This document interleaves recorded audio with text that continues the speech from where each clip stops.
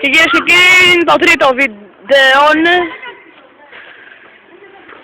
Είναι ο Άντωνι Χίγκερ που θα το εκτελέσει. 2 άτομα τυχώς και ο Paraskeuas@hotmail.com στο τεστ. Έπεισε βρυσί. Και κρατάνε το πουλί τους. Αντώνης Χίγκερ θα το βάλει ή όχι? Θα το δούμε σε αυτό το επεισόδιο. Μπήκε. Δοκάρι και έξω. Δοκάρι γραμμή έξω. Και απογοητευμένος ο παίκτης του πανμαλακιστικού, ο Ντίνος Κωνσταντινόπουλος, λέμε τώρα. Κλαίει απαρηγόρητος. Πέφτουν τα δάκρυα σε κοιλίδες από αίμα.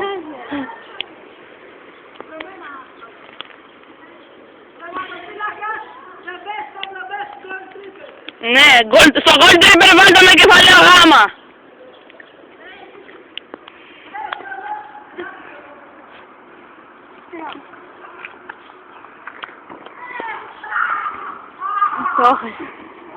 Όπου να είναι.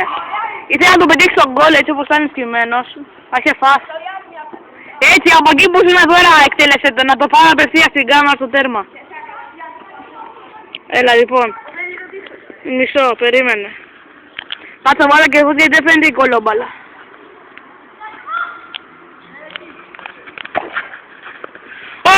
Τον άδειασε! Τον τρύπωσε! Πόπα! Αυτό. Σε ποιο να βάλες, αυτή να δω. Ποινκ. Πάσα βούρα! Καλά να σου πω αυτά που ταιριάζουν να μπουν, αλλά έχει χάρη που είμαι φιλόζος.